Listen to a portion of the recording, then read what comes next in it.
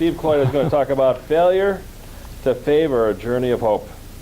As the prospecting expert, Steve Kloyda has worked with thousands of salespeople to find new clients, fill their pipeline, achieve success. For over 20 years, he has taught and lived his mission to inspire, encourage, and empower people. But at the beginning, few could have predicted that an art school graduate and painter would eventually become a recognized leader in business and sales education. Today, Steve will tell his story, the obstacles, challenges, and failures, the experiences, lessons, and mentors, and how he applied all of them on his journey. It's a story of resilience, persistence, and refusing to give up. Most of all, it's a story of hope. Steve's road has not always been easy, but through his experiences and the lessons learned and applied along the way, he has identified and practiced the mindset, skill set, tool sets that are critical to success as an employee, a business owner, a teacher, a leader, and most of all, as a person. Please welcome Steve Kloyda. Thanks for coming. Thank you.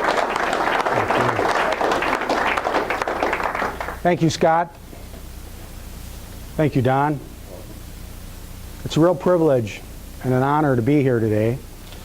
The reason that I'm here is to share with you my story about overcoming adversity, how to remain positive through all of it.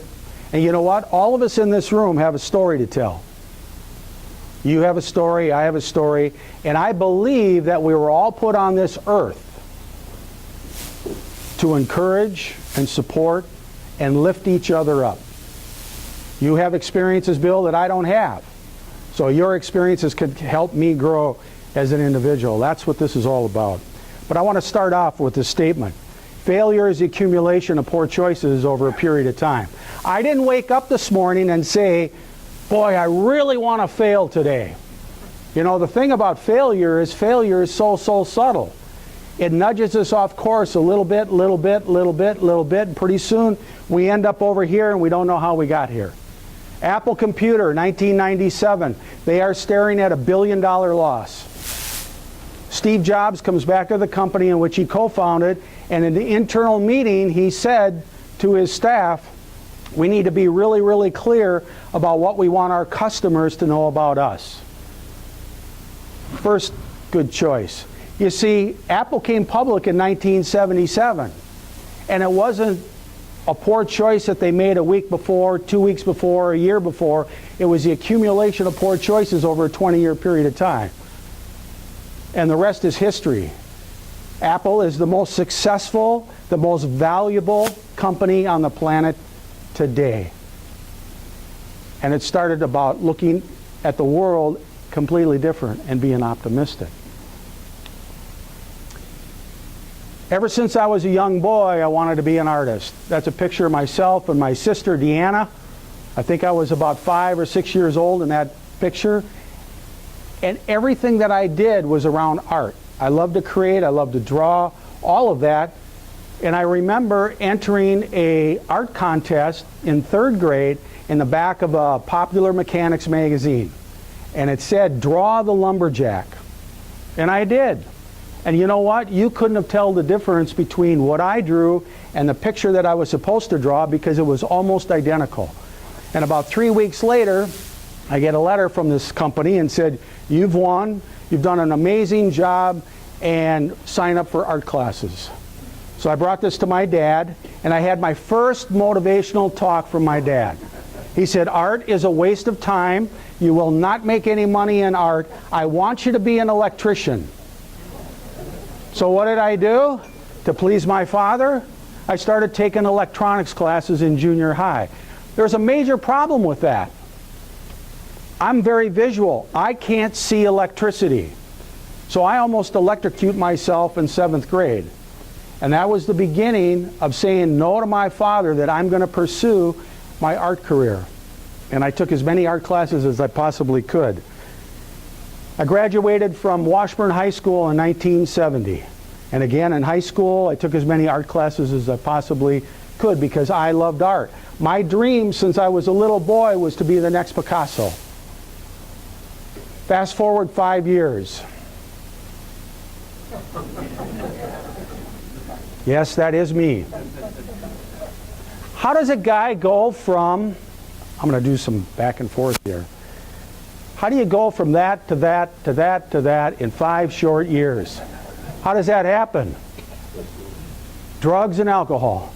That's how that happens. I still had a big dream to be an artist, to be a great artist. And this picture was taken in the summer of 1975. I just got fired from my job at StarTex, and I went to the Caboose bar to get drunk. And I looked across the room, and I saw this beautiful blonde.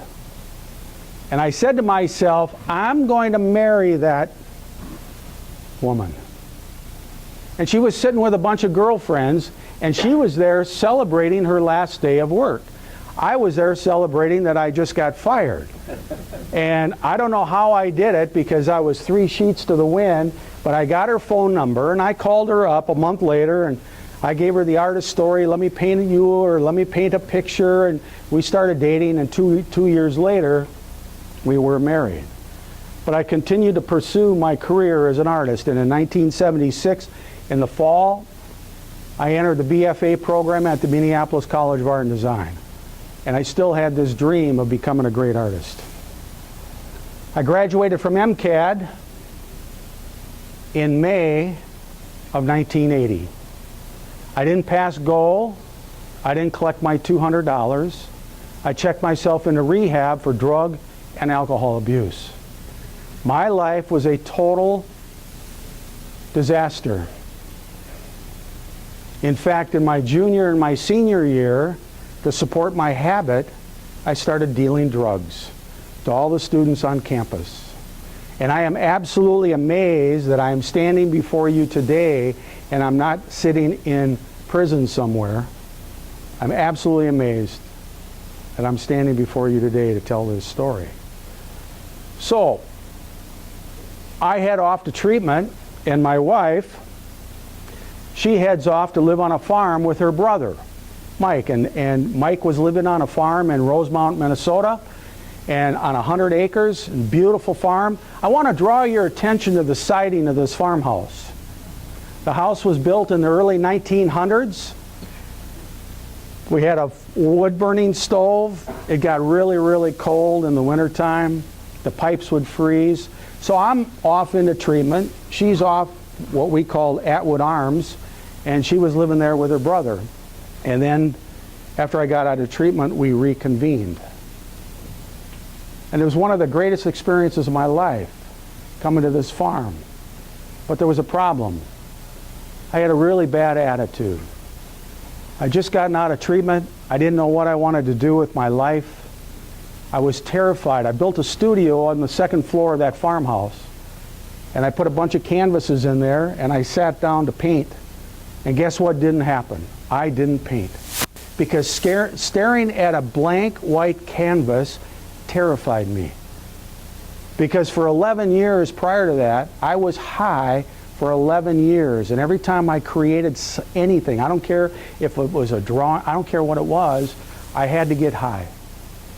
Didn't matter whether it was LSD, cocaine, whatever I could ingest in my body. So I was laying around and laying around and laying around, and one day my wife said, "Are you just going to lay there for the rest of your life? Or are you going to get up and do something with your life?"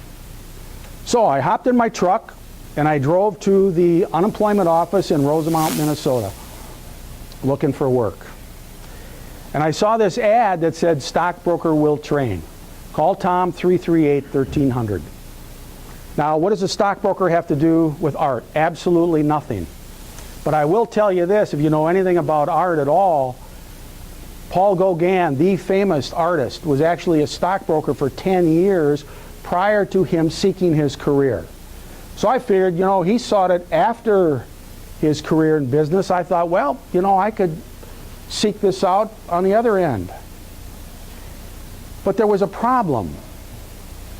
She called Tom, set up an interview for the next day. And the problem was, I didn't own a business suit. Every day in art school, I wore bib overalls, long underwear, I had hair back then.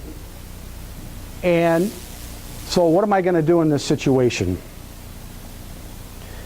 This is one of my favorite albums, Abbey Road. Beatles' all-time favorite. Well, I had convinced my wife prior to graduation from art school, I always loved that white suit that John Lennon wore. I convinced my wife to buy me a white suit for graduation so I could walk up on the stage and get my Bachelor of Fine Arts in a white suit. Well, I had a white suit. I didn't have a winter coat. Now, this is November, all right? This is November in Minnesota. It's cold. There's snow on the ground. I have a black leather jacket. I don't think a black leather biker jacket would go very good over a white suit. So the most sensible thing that I could think of, I have long underwear. I could put my long underwear on underneath my suit. Brilliant idea, and that's exactly what I did. I put my long underwear on underneath my suit. I borrowed a shirt. I borrowed a tie from my father-in-law. And I hopped in my truck, a 1952 Ford pickup truck. I hopped in my truck and drove to 61st and Nicollet in Minneapolis to one of those park and rides. Now picture this. It's winter. It's cold. Hops out of this truck a dude in a white suit. I hopped on the bus, drove the Nicollet bus all the way downtown, got off on 7th and Nicollet, and walked over to the Cargill building, rode it up to the 16th floor, and met this man, Tom Vaniel. You never ever know the people that you meet in life and the direction that they will lead you and how they will take you to a certain point in your life. So I was introduced to Tom. I went in and shook his hand, and I looked down and I was horrified. My long underwear came out from underneath my suit. And he looked down at it, and he looked back up at me, didn't say a word, not a word. I sat back down, and he proceeded to interview me to become a stockbroker. What do I know about stocks? I know absolutely nothing, but this boy is desperate. And I know that I have to do something, and I know that I can't go back to my old life, because if I went back to my old life, I wouldn't be standing before you today. But he said something in that interview that just throttled me. He said, all you have to do every day is pick up the phone, call up VPs, call up CEOs, call up chairmen of the boards, and paint a picture in their mind of this potential investment opportunity. And I got it. I'd been painting pictures for 20 years. I could easily paint word pictures, and that's exactly what I did. So I begged him for the job, and he hired me. Now this is November. I registered for security schools to start to learn the Series 7 test so I could pass my test and get my license, and I started in December. Class started on a Monday. First week in December started on a Monday. I'm 2 days into it. I have no idea what's going on. Absolutely no idea at all what's going on. I'm failing every practice test. I'm averaging about 17 to 18% on every test. I need to get to 70% to pass the Series 7. After 2 days, I'd had enough. And I wanted to quit. So I went home after the second day, and I said to my wife, I said, you know, I gave it my best shot. This ain't for me. I don't know what math is. I don't know what options are. I have no idea what's going on.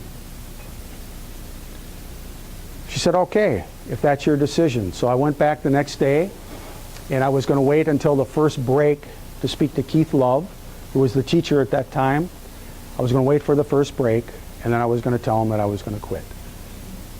So the first break came, and I had to go to the bathroom. Now, you never know who you're going to meet at a urinal. You never know.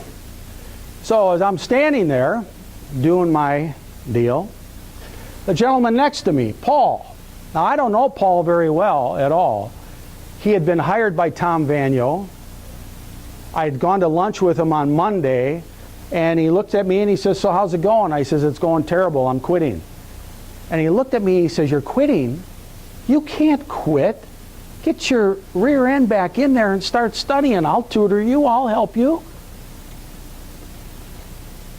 So he left. I'm standing in front of the mirror and I'm just like, what just happened? And it's like I turned into a robot. I went back into the classroom and I sat down. And I started to study and started to study and started to study. And eventually I passed the Series 7 and became a stockbroker. I do clean up pretty well from that earlier picture. And you know what? I was off to the races. My first 8 months, I opened up 180 new accounts on cold calls. I took what Tom told me that day to paint a picture in their mind, and I was on fire. I switched one addiction to another. I switched from drugs and alcohol to money. And you know what? I couldn't make it fast enough, and I couldn't spend it fast enough.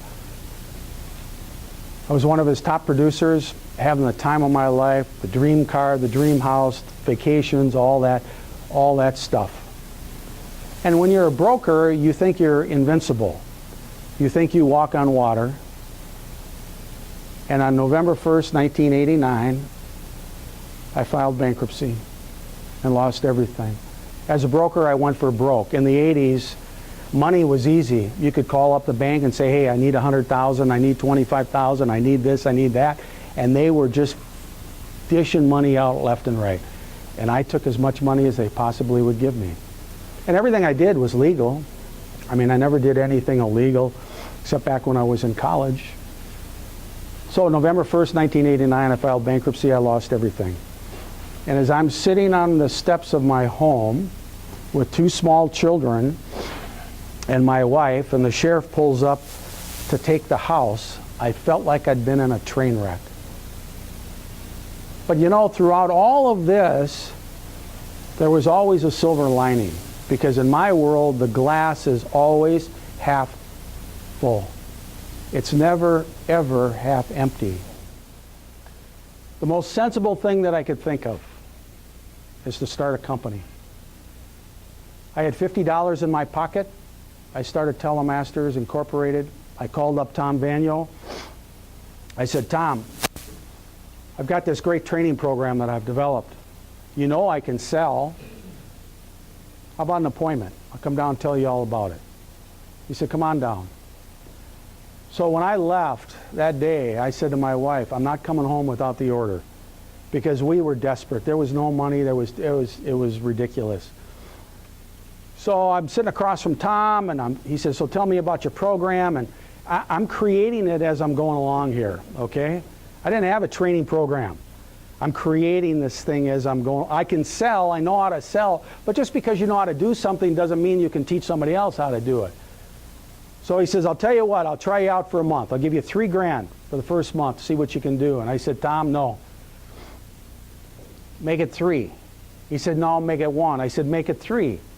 He said, Tom, you always taught me that when the prospect said, give me 10,000 shares, you always said, make it 20. Now, what kind of a salesperson would I be if I accepted 1 month from you? I can't do that. Make it 3. And he took out this, I remember this, he took out this big judge's gavel and he slammed it down on the desk and he says, get the hell out of my office. You got 3 months. And I showed up for work on Monday. And what was great about this opportunity is he gave me an office. 3 days a week, I trained his 75 stockbrokers. And 2 days a week, he gave me the opportunity to build my business out of his business. Now, that 3-year agreement turned into a 7-year agreement until he sold his firm. I forget what year it was, he sold his firm. But right at this time when I started Telemasters, I was fortunate enough to meet this man, Jim Rohn. He had a seminar in Minneapolis, Minnesota. I scraped together a little bit of money. I think it was $100 to go down and see Jim. And I'll never forget what he said. I mean, I'm hanging on for dear life. And Jim said, work harder on yourself than you do on your job and your gifts and your skills and your talents will always make a room for you. You never have to think about or worry about anything else. Let me get a drink here. You know, you look at somebody like Andrew Carnegie, who came into this country in 1848 at the age of 13. And he went to work in a factory as a bobbin boy, changing all the bobbins on the machinery every day. But you know what he did every day? He learned how to work more efficiently. He learned something about the industry. He learned something about the machinery. He learned something about all of that. He improved himself daily, and they gave him a raise to $1.65 a week. Then he went and got a job in a telegraph office delivering messages to all the prominent men and women around town. But you know what he did every day? He trained his ears how to tell the difference between the dot and the dash as it came across the wire. He was able to decipher the message with his ears, not his eyes. And because he improved the efficiency of the office, he eliminated one piece of paper. They gave him a raise of $25 a month. And 47 years later from that day, he sold his entire steel empire to J.P. Morgan for $400 million. And that's back when $400 million was a lot of money. And he started at $1.20 a week. So when I met Jim Rohn and he said, work harder on yourself than you do on your job, your gifts and your skills and talents will always make a room for you, I have devoted my entire life to personal development. Because you look at that picture where I started, and there was no hope. There was no optimism in my life. I blamed everybody for my circumstances. I blamed the economy. I blamed my negative relatives. I blamed my wife. I blamed my kids for my lack of results. There was one problem with my list. I wasn't on it. And when I realized that I was the problem, then everything started to change for me. I believe that we get paid for three things in this world. One, we get paid for our knowledge that we have. We also get paid for the application of that knowledge, which we also get paid for the result that we produce for other people. How much knowledge will they let you acquire in the world? As much as you want. How many skills will they let you develop? As much as you want. How many results will they let you produce for other people? As much as you want. That's what we get paid for. The person working at McDonald's is getting paid $10 an hour. Soon to be $15, but $10 an hour. No, the person working at McDonald's is getting paid $10 for the knowledge, skill, and result that they bring to that hour. That's what we get paid for. That's why all of you are here. Every single month. You come here for optimism. You come here to learn something. You come here to inspire and encourage one another. Because it is really negative out there. It's really dark, and if you don't protect your mind, if you don't protect the stuff that's coming into your mind, as a man thinketh, so is he. And Bill, thank you very much for that book. Great, great book, As a Man Thinketh. It's a great, great book. So over a period of 20 years, I built up Telemasters. Very, very successful. Flying all over the country, doing workshops, doing one-on-one coaching. I'm absolutely in love with what I do. And in 2010, I sold the brand. I sold the Telemasters brand. And I remember within a week, I made an announcement in my weekly newsletter that I sold the brand, and I got an email from a friend of mine. Let me get this straight. Okay, you built this thing up over 20 years. It's been very, very successful for you. Why would you sell something like that?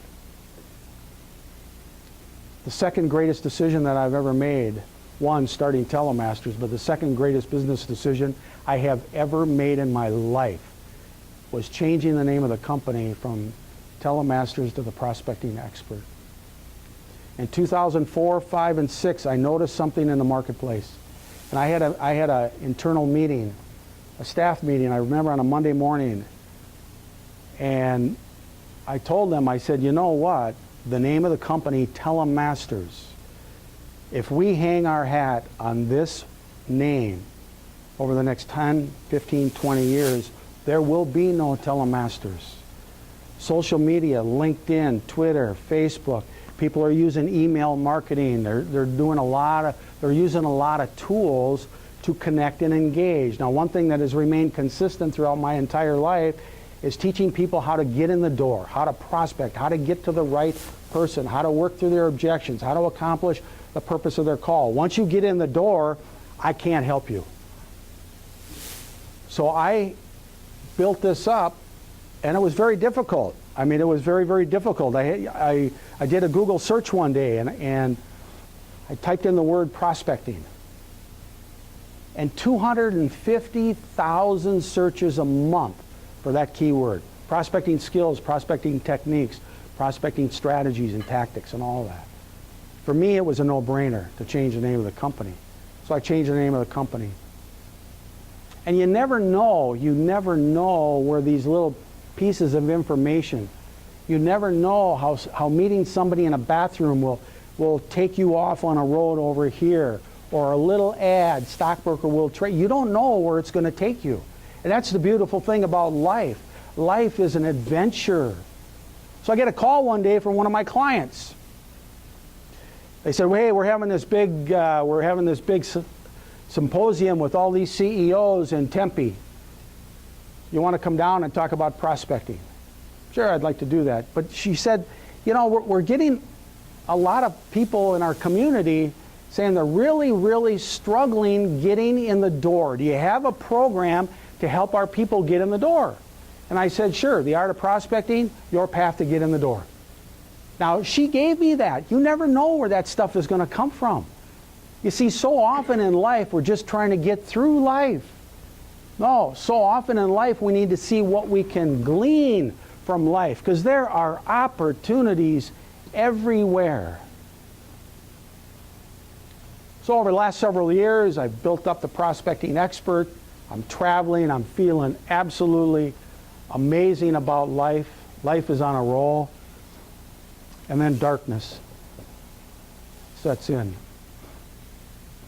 A year and 2 days ago, at Methodist Hospital on August 9th, 2016, they found a growth in my colon, stage 3 colon cancer. Really? Wow, this is interesting. I didn't expect this. Now, I didn't choose, remember the statement, failure is the accumulation of poor choices. I didn't choose to have cancer. So I had the surgery. I was in the hospital for a week, and it was without a doubt the hardest thing that I've ever experienced in my life. I remember coming home after a week. I could barely walk to the front door. I looked like I was pregnant. Literally, my stomach was out to here. I was in so much pain. But every day, one day I made it to the mailbox. The next day I made it to the corner. The next day I made it a block, and so on, and built my strength back up again. Over a year, and up to 2 miles a day, 3 miles a day, 4 miles a day, back in the gym. You see, I've been blessed with health. The good Lord has blessed me with health my entire life, and all of a sudden, this thing comes out of nowhere. Well, they said they got it all. Well, it metastasized to my liver, and in December, the oncologist called me and says, we got a problem. We found 2 spots on your liver. Okay. So I set up an appointment with a specialist at Abbott Northwestern. I went down to see the specialist, and so he gave me the rundown. We're going to do surgery. We're going to cut out part of your liver. Then you're going to start a round of chemo, and you're going to be on chemo for 6 to 9 months, and best case scenario, you've got 3 to 5 years to live. Really? You know what? I love life. I love life. So they scheduled the surgery for January 27th of this year. And a week before the surgery, I called them up and I said, hey, I'm scheduled for the surgery at 7:30 on Friday. Yeah, we see you right down here. Well, have fun, because I won't be there. What? I said, no, I'm not coming. Oh, no. You don't understand. You have this window right now. Yeah, I do have a window, and I have choices. So I chose to go a different path. I chose an alternative path, because you know what? The quality of life for me is the most important thing. Absolutely the most important thing. I don't want to be sick for the next year, 18 months, and go through all that stuff with a death sentence at the end. That the best case, 3 to 5 years. I can't accept that, and I won't accept that. I've been blessed with really great health. So I took this alternative path, and things are going really, really good. Life is good. Everybody that knows me, you know, my attitude, I'm positive, and all of that. March 22nd of this year, I wake up with those spots on the side of my cheek. I didn't know what happened. I didn't know if I got a rash or I was playing with the grandkids or I rubbed up against some poison. I don't know what it was. Every day it got a little worse and it got a little worse and it got a little worse. So this is on a Wednesday. By Friday, the side of my face is swollen. It's very, very red. So I went to the doctor on Saturday, and the doctor said, "You've got shingles. Are you a little stressed out in your life?" Well, I had a lot of things going on. I was the president of Professional Sales Association at that time, and thank you, Bill. By the way, little plug, Bill Hellkamp is now the new president of Professional Sales Association. He's done a fine job. He's taken over. So this was on a Saturday, and the doctor said, when you wake up in the morning, if it is spread, you need to go to the hospital. Sure. So I wake up at 7 o'clock the next morning, and it is definitely spread. This baby is moving across my face. And I said to my wife, well, we better get to the hospital. So this is at 7 o'clock in the morning. We hop in the car. It's about 7:15. We're on our way to Methodist. I call them up, and right then and there, I felt this immense weight on my chest. And my left arm got numb, and I didn't think I was having a heart attack. I'm in the best physical shape of my life at this point.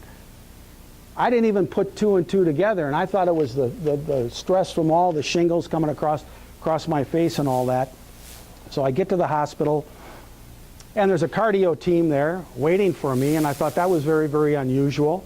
Well, it turns out a very good friend of mine's daughter runs the administrator of that hospital. It turns out that there was a woman that was scheduled for surgery at 7:30 that morning, and she didn't show up. So here's the whole cardio team there waiting for me, which is, you know, this is all God. And they get me in there, and the doctor says, "You're having a heart attack. How is this possible?" They got me up into surgery, put a stent in. All is good. They tell my wife, everybody, he did great. He's going to be out of the hospital tomorrow. I woke up Monday morning, and something wasn't right. I just didn't feel right. I was kind of fading in and out of consciousness, and I was coughing more, and I just didn't feel right. And then I got worse on Tuesday, and I got worse on Wednesday. And I remember our pastor coming down and praying for me on Wednesday, and that's the last thing I remember. Well, on Thursday, they moved me into ICU, and they put me on life support. My lungs were bleeding, and the doctors pulled my family together, and this is what they said. Your husband, your father is very, very sick. He won't make it another 48 hours. Now my son, Joshua, looks at the doctor and says, "Doc, so what you're telling me is that Jesus is about to do a miracle on my dad. Is that what I hear you saying?" That's exactly what Jesus did. 48 hours later, my lungs stopped bleeding. They took me off of life support. They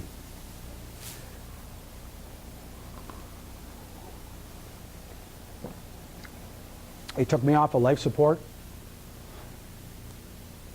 I had people all over the country praying for me. From California to New York to Florida to Kansas City, IHOP, you name it. Excuse me 1 minute here. My throat's a little dry today. So I had people all over the country praying for me. You know what? God's in the miracle business. I am not here to preach to you what you have to believe at all. I am a walking miracle. I shouldn't be standing before you today.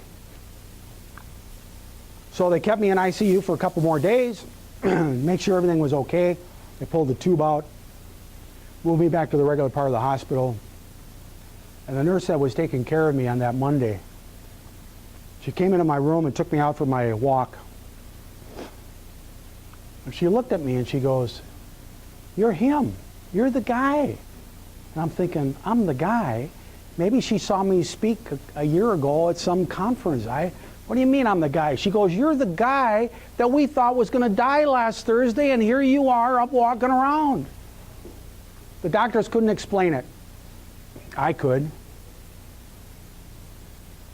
He's in the miracle business. So, 2 days later, I walked out of the hospital. And it was a long, long journey. I lost a bunch of weight.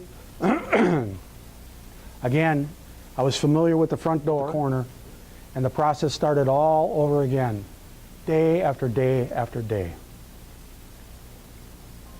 I was in cardio rehab for a couple of months, got my strength back, got my energy back, and I have been back to work now, I don't know, a month and a half, 2 months, something like that. But you know what? I love life. And life has so much to offer. Yeah, there's a lot of negativity out there. Sure there is. But that's why we have this club, right? Because there is so much negativity out there. So I want to circle back here. I want to circle back with where I started today. Failure is accumulation of poor choices over a period of time. July 1969. I'm down at Lake Harriet with my buddies. We talked to somebody who was 21 to drink back then.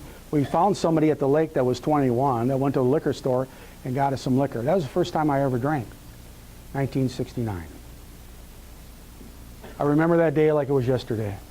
Sat under the stars and gazed away, and I felt like I'd died and gone to heaven. Fast forward to 11 years, I end up in St. Mary's Hospital for drug and alcohol abuse. It wasn't the first beer, it wasn't the first snort of cocaine, it wasn't the first hit of LSD. It was the accumulation of those poor choices over a period of time. When I became a stockbroker, it wasn't the first investment, the second investment, the third investment. It was the accumulation of those poor choices over a 10-year period of time why I ended up in bankruptcy court. In 1968, I went on a retreat for our church group, and I picked up a sore throat. Well, I didn't take care of the sore throat. I had a choice. I didn't take care of the sore throat. Well, that sore throat turned into strep throat, and I just toughed it out. I'm a guy, I can tough this out. I don't need to go to a doctor. Well, I ended up getting rheumatic fever. In February of 1968, I was hospitalized for 2 months. No, I was hospitalized for 2 weeks. I was in bed for 4 months. I came out of there. It was amazing because when I laid down, when I started this process, and over a 4-month period of time, I grew 4 inches. And my bones and my muscles didn't quite work right when I got out of it, and they weren't very formed very, very well, and I had a lot of problems, a lot of problems physically. 1971, we still had a draft in our country. And I was born on October 6, 1952, and I thought that they thought that that would be humorous to draw my number 6. So I was going to the front lines of Vietnam. So I went down to the induction office, all that stuff, and I showed them that I had rheumatic fever in 1968, and I was on a lifelong program of penicillin for 10 years. We don't want you. They gave me a 4F. Little did I know that that adversity that I had encountered would later save my life. And I can see that throughout my life, every step of the way, how adversity, if you look at it really, really close, there's an opportunity in there if you look really, really close. And sometimes those opportunities are so subtle. And sometimes you don't even recognize them. So somebody comes along and stands next to you at a urinal and knocks you upside the head, and you get their attention and they get your attention, and that's the way life works if we pay attention.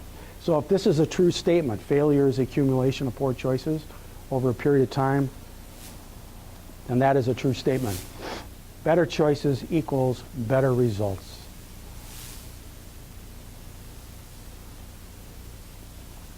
Every day I get up and I choose to be positive. You know, I can piss and moan about with the best of them if I wanted to.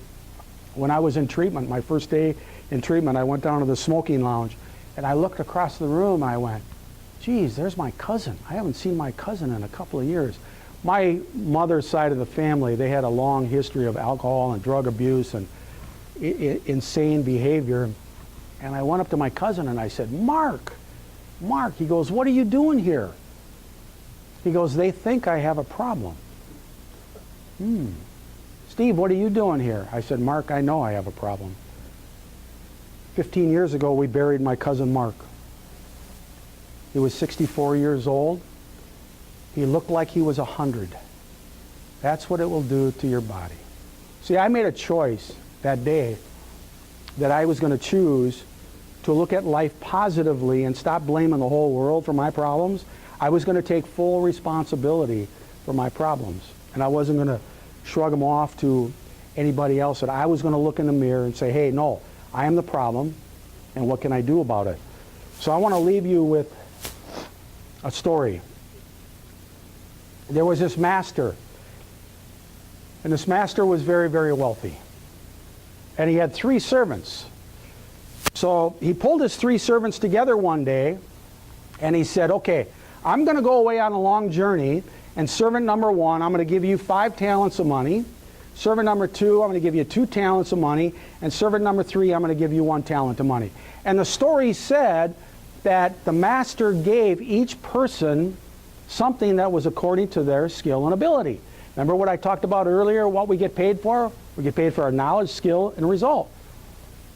So the story said servant number 1 went at once and put those 5 talents of money to work and gained 5 more. Servant number 2 went at once and gained 2 more. But the 3rd servant was afraid. And he took his only talent that the master gave him, and he went home and he buried it in his backyard because he was afraid. He didn't want to lose the only talent that the master had given him. So a couple months later, the master comes back and he says, okay, it's time to give an account. Guess what? We will all be held accountable. Servant number 1, what have you done? Master, I was so excited about this opportunity. I went out on the marketplace. I fell down. I got rejected. I remained positive throughout the whole thing. I gained 5 more. Here you go. And the master said, well done, good and faithful servant. And servant number 2, what have you done? Well, I stopped counting how many times I got rejected. But I remained positive, and I gained 2 more. Well done, good and faithful servant. And servant number 3, what have you done? Master, I was afraid. I didn't want to lose the only talent that you gave me, so I buried it. Here you go. You did what? You buried the only talent that I gave you? You wicked and you lazy servant. Give me that talent and give it to the one who's gained 5 more, and throw that servant out onto the street. At least you could have done is put that talent on a deposit at a bank and gain some interest. A tremendous moral to the story and a lesson for all of us. We've all been given something. And you know what? It doesn't matter what you've been given. It doesn't matter at all. Maybe you started out with 2. Maybe you started out with -1. I don't know. I think Robert Louis Stevenson said it better than anybody. We've all been dealt our hand. It's not the cards that you're holding in your hand that's important. It's how you're going to play that hand.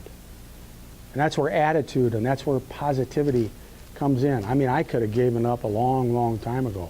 But that's not in my nature. Even my son said, you know, when I was unconscious in the hospital, he told me this later on. He said, they don't know who they're dealing with. Because I absolutely, all the adversity in my life, I absolutely refuse to give up. Why? Because I know there's something better on the other side of that. We recently had, last week, we had Professional Sales Association, had our first cruise on Lake Minnetonka, and there was about 80 people there. It was a great time. Bill did an amazing job with the board to put this together. Scott Plum was a sponsor of the event. And the people that know my health story would come up to me and say, how you feeling, how you doing, and all of that. And I got a great answer.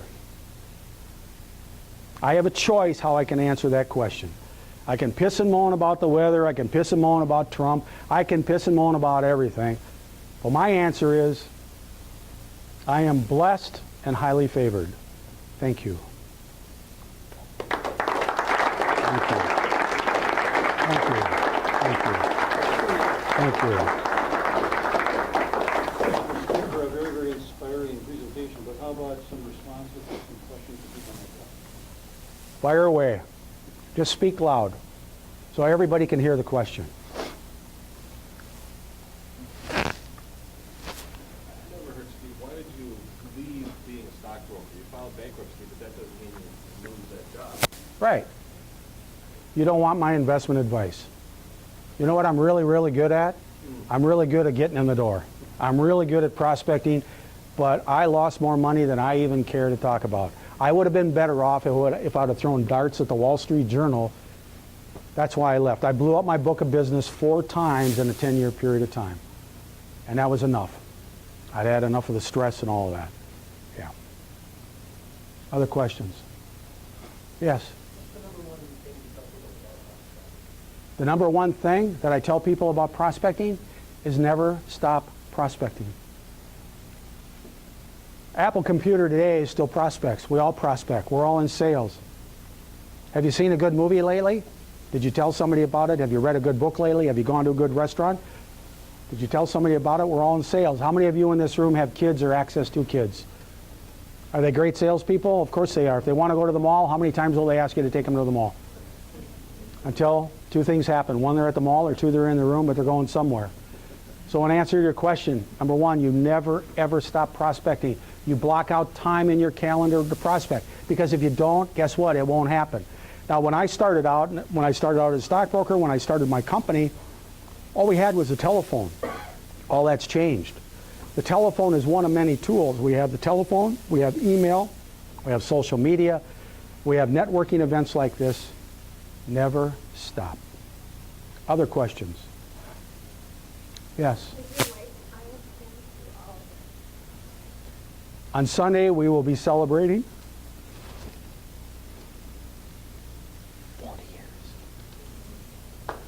40 years. 40 years.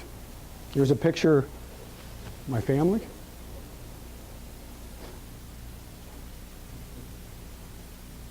My wife, my son with the cowboy hat, he's a musician.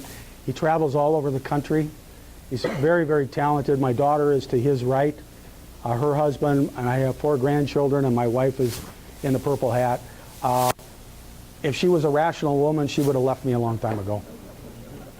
She's a good woman, very good woman. Other questions? Yes? Do you have time for art now?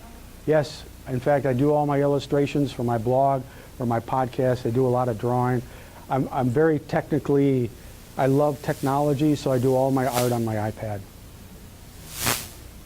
Steve, thank you again. Well, you got one more question. Bob,